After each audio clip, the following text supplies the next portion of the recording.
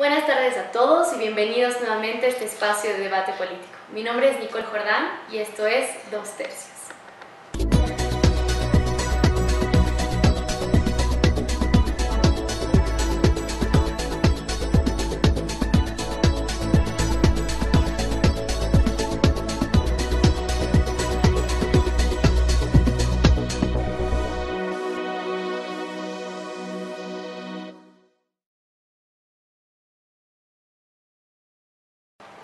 El día de hoy vamos a hablar acerca del conflicto sobre el control de los predios de la Asociación Departamental de Productores de Coca, ADEPCOCA.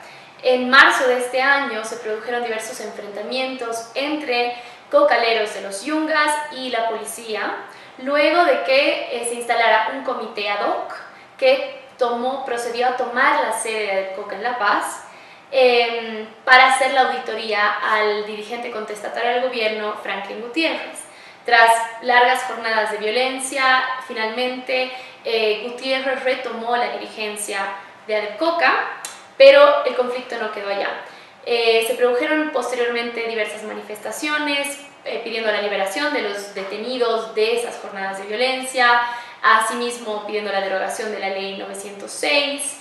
Y hace poco, ahora en abril, se produjeron otros conflictos que igual dejaron al menos 5 heridos, si no me equivoco, en Chulumani, que justamente eran afiliados de ADEPCOCA pidiendo la renuncia del alcalde Vega del MAS.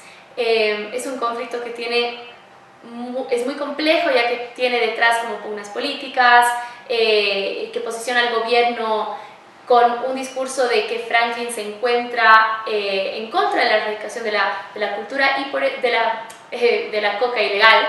Y bueno, por eso es que el día de hoy quisiera hablar sobre este tema con dos especialistas con visiones distintas.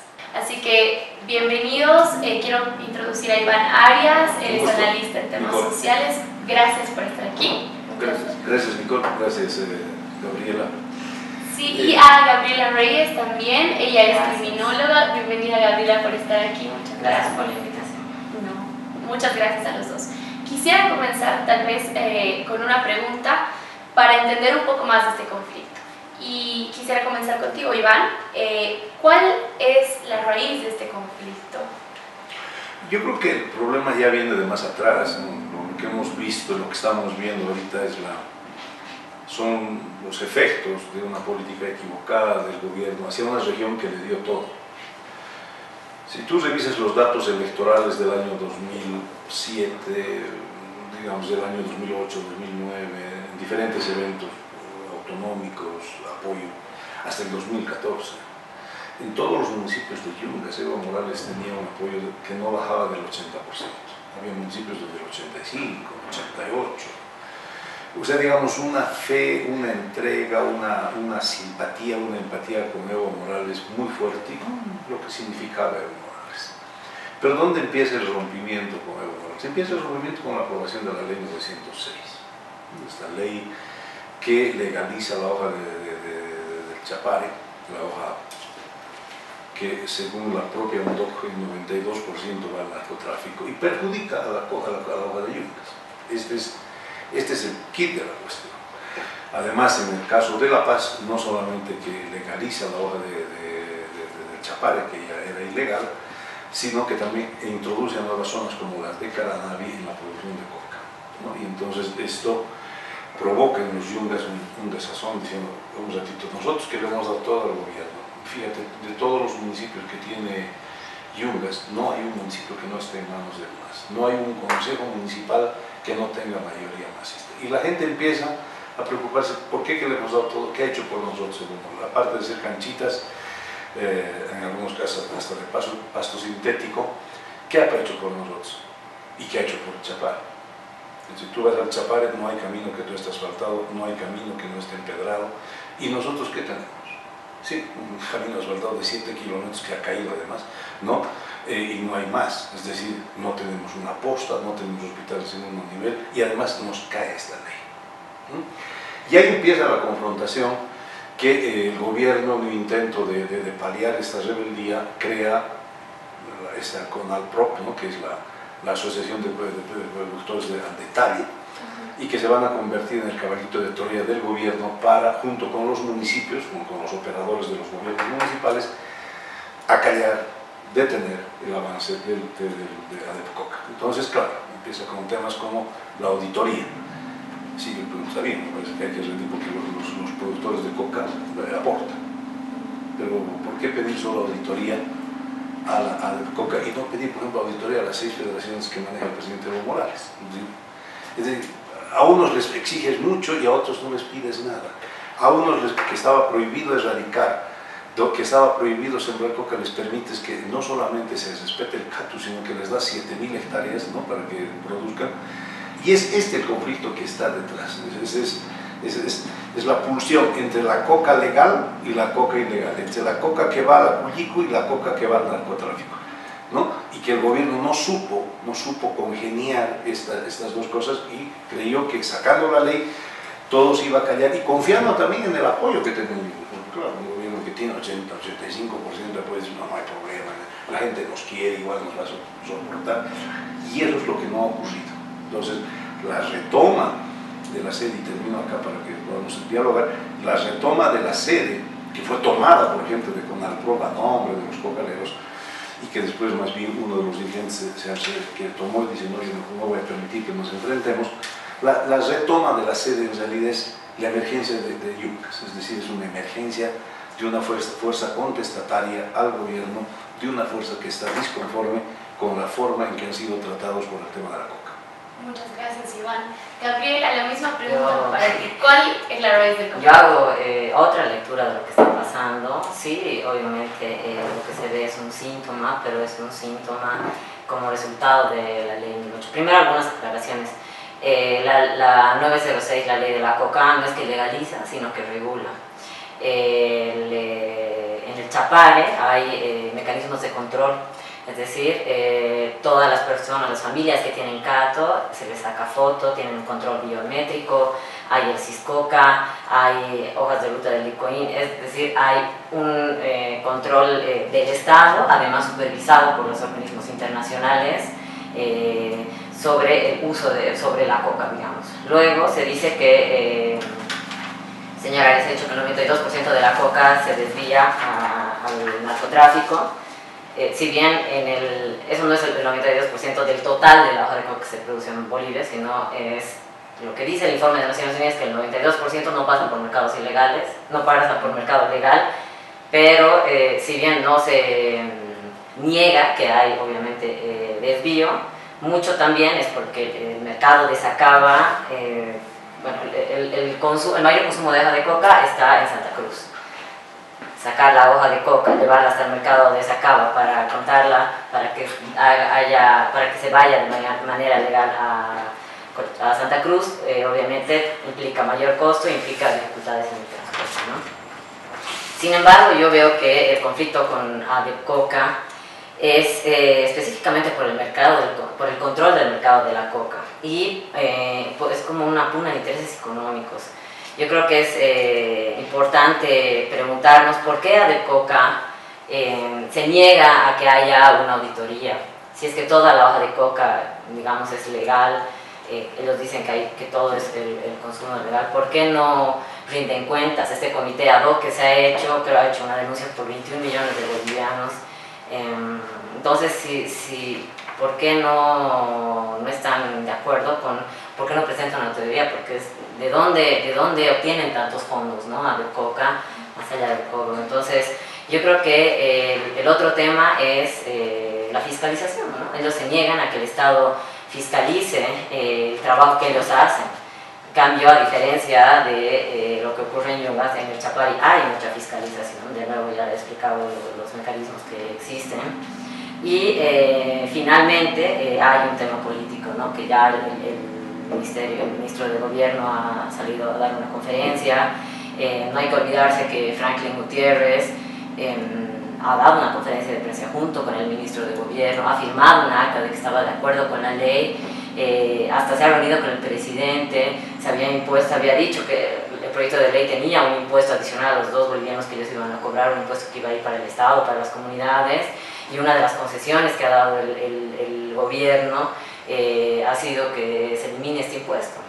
Entonces, también ahí hay un tema político por detrás, seguro después hablaremos de eso, pero creo que es importante ver que son varios temas y no creo que, no sé, me parece muy raro que la lógica de comparar con el Chapare, es decir, lo que pasa en Yungas no se puede explicar sin pensar en el Chapare. ¿Por qué a Yungas le preocupa lo que pasa en el Chapare? ¿Por qué no se preocupan ellos solo por lo que les pasa a ellos, digamos, ¿no? Entonces, esa es la lectura que hago y creo que es importante destacar la política, ¿no? El control social, lo que ha venido a sustituir la ley 1008, que ha sido destacada por Naciones Unidas, por la OEA, por la Unión Europea. Es más, la Unión Europea no ha quitado el financiamiento. Entonces, yo creo que un poco hay que hacer una lectura tal vez más técnica, no tanto política, aunque sí hay también atrás un contexto político. Muchas gracias, Gabriela. Bueno, ambos destacaban el tema de las leyes, ¿no? El tema de la ley de Coca como el origen del conflicto, la nueva ley, el tema de la ley 1008 como un referente anterior.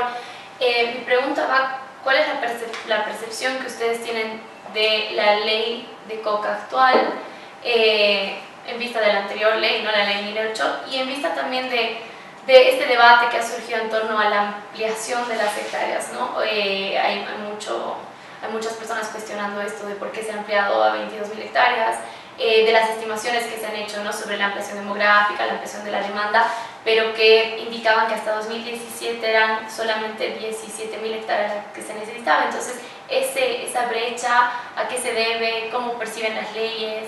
Iván. A ver, te voy a decir. Yo tengo aquí el informe, tengo dos informes y yo he estado explicando todo esto. Es un informe sobre la necesidad, estudio integral de la demanda de la hoja de coca, hecha el año 2014. Después tengo el informe del año pasado, de la UNDOC. Entonces yo, en base a ese informe, y no son mis cifras, no es lo que dice Iván Arias, sino simplemente uno se remite, aquí voy a pedir la cámara. Fíjate, en 2005 había 25.400 hectáreas, o sea, antes de que entre Evo Morales, en todo el país, 25.400 hectáreas.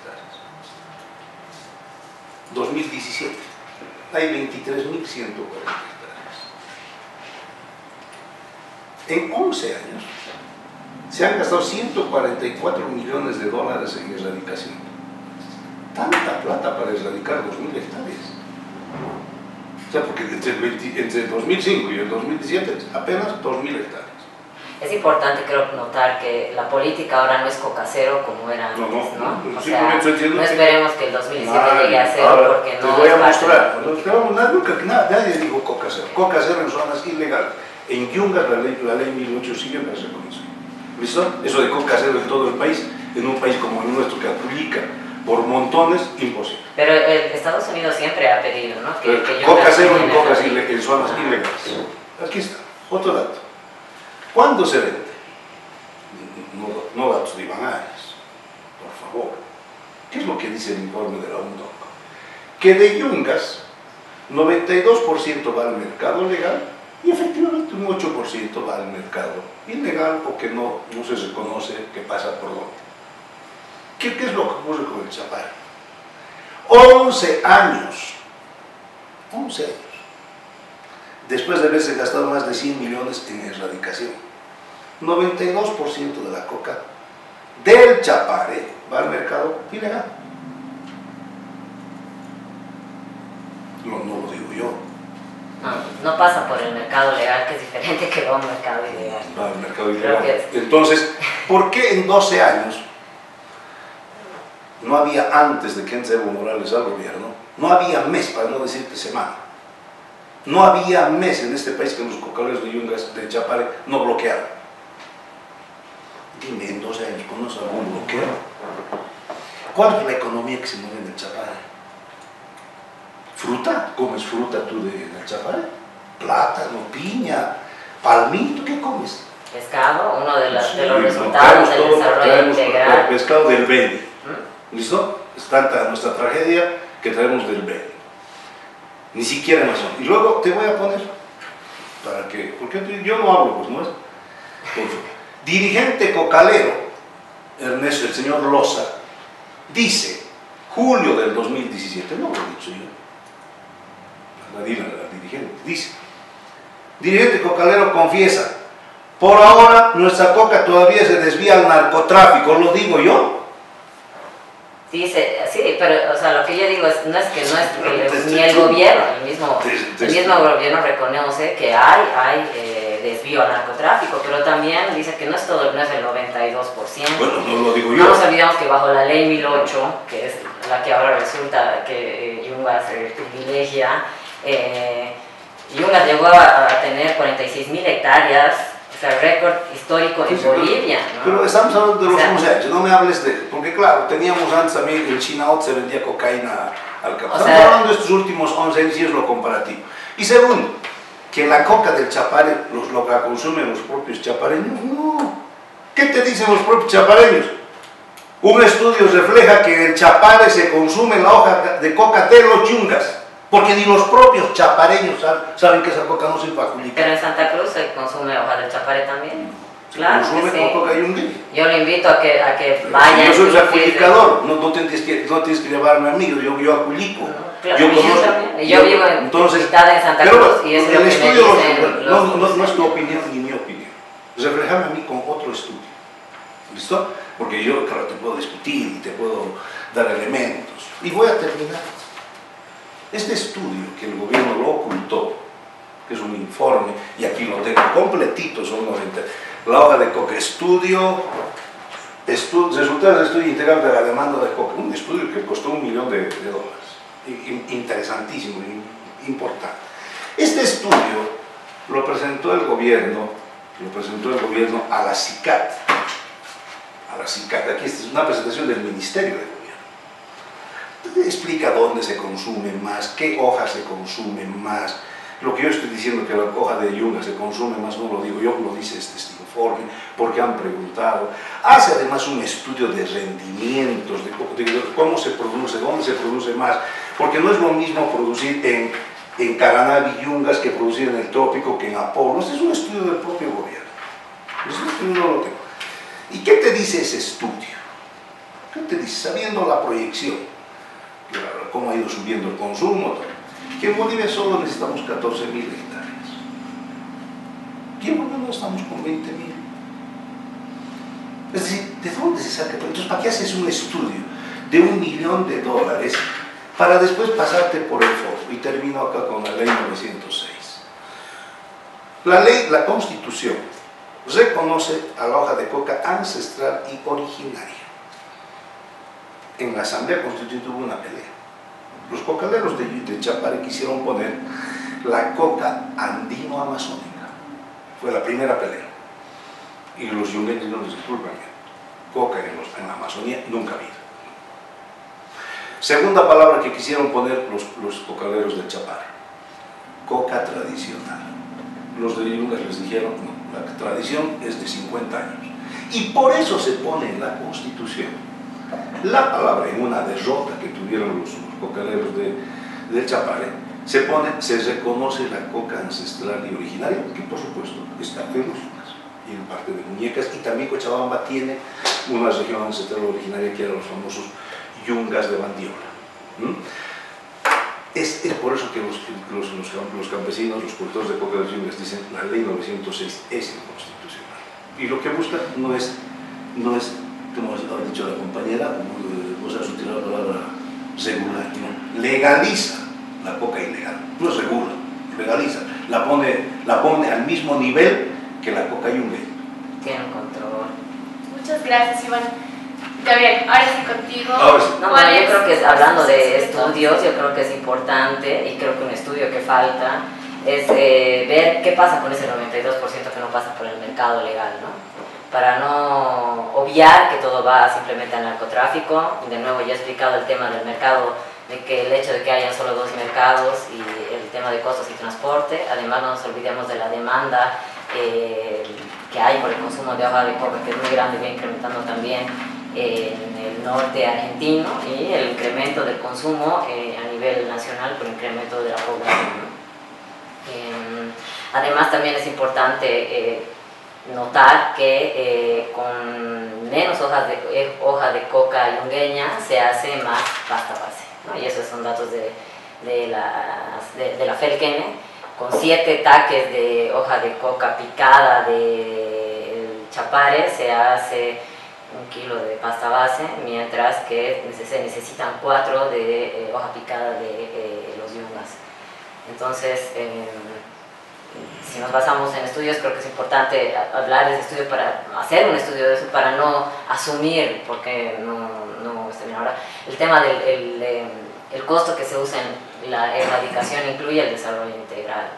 Lo que hace la nueva política, a diferencia de la 1008, es no condicionar el desarrollo de un municipio o la inversión en el desarrollo de un municipio a la erradicación, sino porque lo que pasaba antes era que como era condicionado, era primero erradicas tus cocales y luego vamos a construir puentes, colegios, lo que sea, o te vamos a dar otra alternativa, pero pues la alternativa tardaba, no funcionaba. Entonces ahora, por eso se ve un mayor desarrollo también en el Chapare, es que desarrollamos, te damos otras alternativas, y justo el año pasado ha salido esto del criadero de pescados, que se ha vuelto un rubro, digamos, económico también, resultado del desarrollo alternativo, y además de hablar de los controles que hay, ¿no? Es decir, se sabe quién tiene el cato, cuánto es el cato, cómo miden, todo. O sea, yo creo que por algo está viniendo el presidente Santos a reunirse con Evo para que le explique este modelo tan exitoso en una problemática específicamente bien dirigida a la erradicación concertada de hoja de coca. Gracias, Gabriela. En cuanto a temas de erradicación, ¿cuál es la percepción que ustedes tienen al respecto? O sea, tú hablabas sobre este tema de que sí es realmente, no, que es una erradicación que además tiene temas de desarrollo integral. Usted había hablado que en verdad ya no hay ese desarrollo integral a nivel de lo que se consume, de productos, etc. Lo que dice Gabriela, que discúlpame, Nicole, sí, esos 111 millones de dólares que se han invertido en erradicación, que incluye, por supuesto, desarrollo alternativo. La pregunta es, ¿cuánto hay de yucas? Y no necesita ser genio. Chapare tiene un aeropuerto que usa. Chapare tiene carreteras asfaltadas. No hay senda, que le llamaban antes, colonia, hoy le llaman sindicato, que no tenga camino empedrado, donde hay yungas.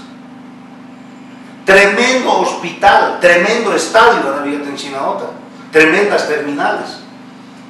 Y no está mal, no se trata de enfrentar, me parece muy bien. El problema es cómo otra zona que produce el mismo tema, que le mostró la misma lealtad política a un gobierno, dice, oye, pues esto no nos da más que canchitas. Y te voy a decir que no condicionan, claro, pues los alcaldes condicionan.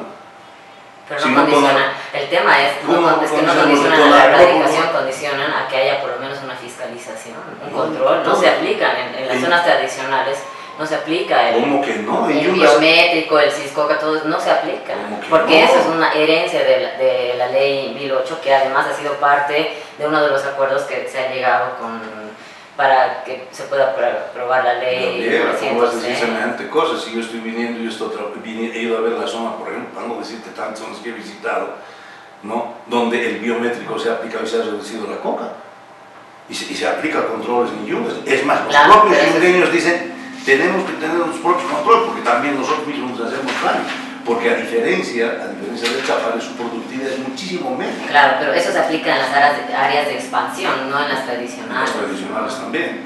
Pero más allá de esos temas, yo sé que tú estás, yo te hablo a partir de lo que veo, ¿no?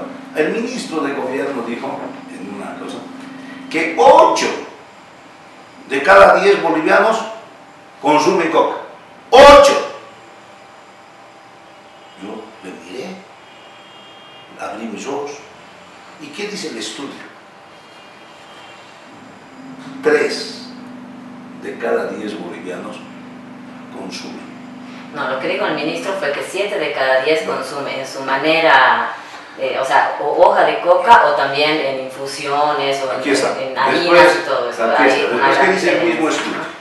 ¿En qué se consume? ¿En qué se gasta la hoja de coca? Se consume en picheo. Primero, picheo. Medicina, rituales, acontecimientos sociales. Es decir, en picheo. ¿Y cuál es la coca que se pichea más? La de los yungas, ¿no? Por supuesto que aquí hay un problema político, hay un problema económico.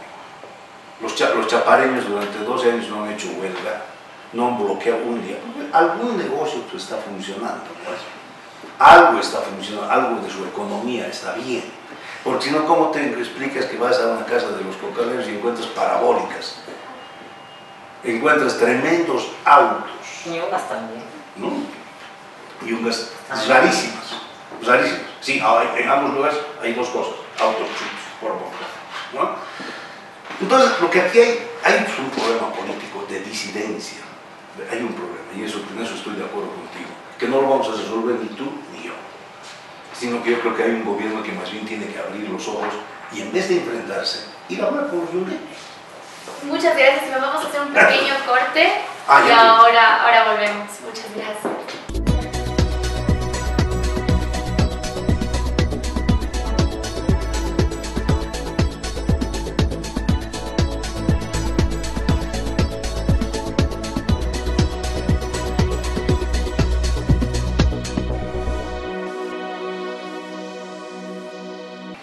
Bueno, ahora estamos de vuelta y para ir cerrando con nuestro programa quisiera darle la palabra a Gabriela para que por favor tú me puedas dar tus percepciones de cierre. Para resumir un poco la charla que hemos tenido, yo quiero hacer dos comentarios y dos preguntas, ¿no? Y quedarme con eso. Primero, no olvidarnos que este año el presidente ha tenido una reunión con la Organización Mundial de la Salud y han acordado en hacer un estudio sobre los usos medicinales que se pudieran hacer con la hoja de coca, ya sea en su estado natural o quitándoles los alcaloides. Es decir, hay la voluntad del Estado por industrializar o por lo menos buscar otros usos que se puedan promover a nivel comercial. Segundo, no olvidarnos que Naciones Unidas, la OEA, aunque ya lo he dicho, la Unión Europea, destacan el modelo boliviano específicamente de control social y de erradicación concertada. Los resultados son evidentes, son claros.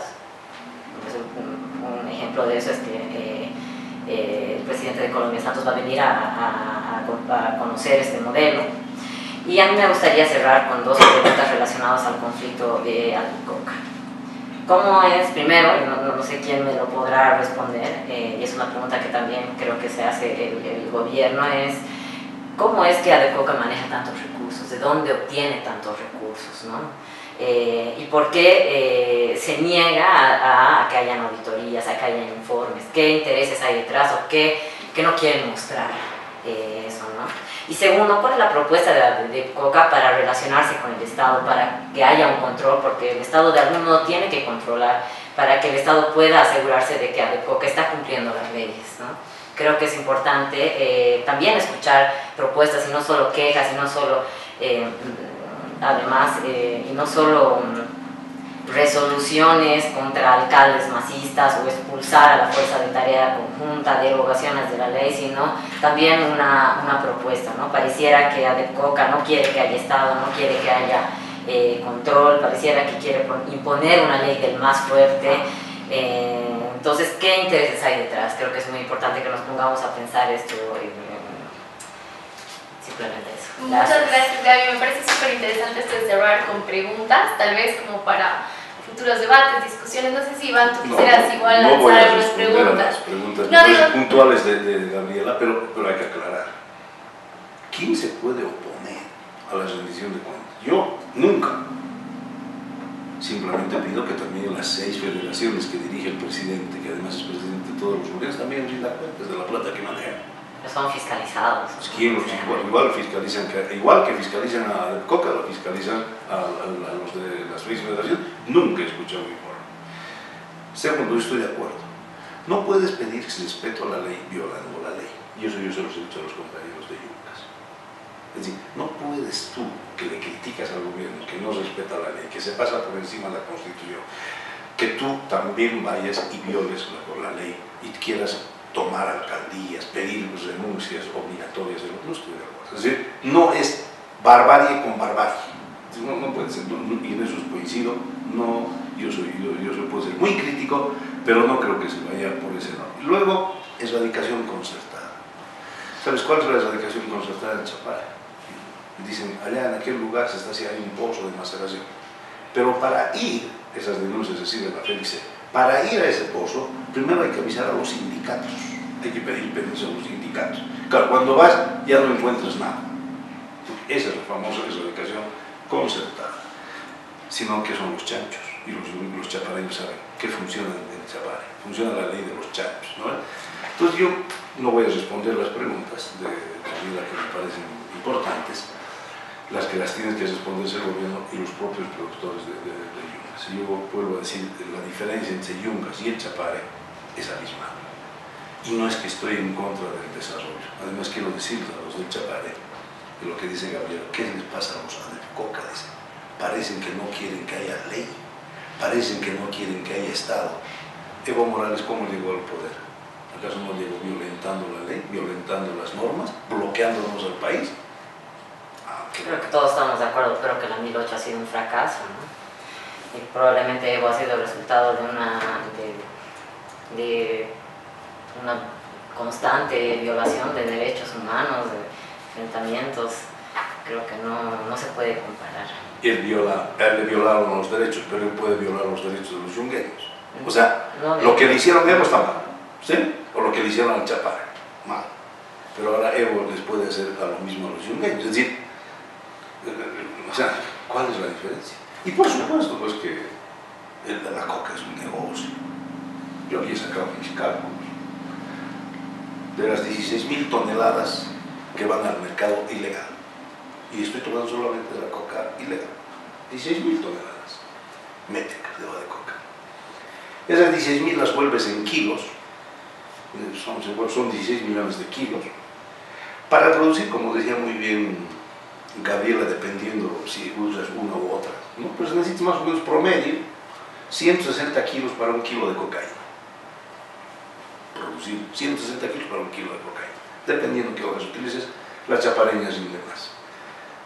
Para producir un kilo de cocaína, en finca, como le llaman algunos, pues ahí donde posa, te pagan 1.500. Si la pones en frontera, 8.000. Claro, si ya la sacas de frontera, cuesta 15.000, 20.000, 30.000. Es decir, tú tienes un negocio de 150 a 800 millones de dólares al año. Y el propio vicepresidente, le preguntaron una vez hace 4 años, señor vicepresidente, ¿es verdad que hay dinero del narcotráfico? Y el presidente sí dijo, para nuestro PIB, que ahora ha crecido, yo creo que hay unos 800, 900 millones de dólares circulando en la economía. No lo he dicho yo. Sí, creo que es importante, pero hacer una diferencia entre los productores y quienes están a cargo de la logística, ¿no? O sea, hay un libro que se llama Narconomics que explica muy bien cómo el productor de hoja de coca, la ganancia es mínima a comparación de la ganancia que se hace con la logística, es decir, de sacar, exportar la hoja de coca, la cocaína, y además desde la fabricación. Además, los cocaleros no creo que quieran correr el riesgo de que haya, de que se encuentren laboratorios, porque sí se encuentran muchos laboratorios. Entonces, yo creo que hay que relativizar, y también eso de que les avisan. Bueno, ojalá podamos ver alguna evidencia de lo que usted está diciendo, porque yo no he escuchado a ningún policía que lo haya dicho de manera pública, por ejemplo, o los cocaleros, es decir, no hay, o algún estudio que diga que tienen que pedir, que la policía tiene que pedir permiso antes de ir entonces yo creo que hay que ser un poco también responsables con las acusaciones que se hacen, ¿no? A mí me gustaría también decir que comparando con Colombia y con Perú, lo dice Estados Unidos, el aporte de Bolivia al narcotráfico es mínimo. No digo que no sea un problema, digamos, internamente, es algo que hay que, obviamente, hay que mirarlo. Yo creo que si hablamos de narcotráfico hay que ver más que nada el tema de la logística y el transporte desde la cristalización hasta cómo sale principalmente a Brasil, que es donde más plata y lo que más genera violencia y muertes, en este caso por ajustes de cuentas y pagos,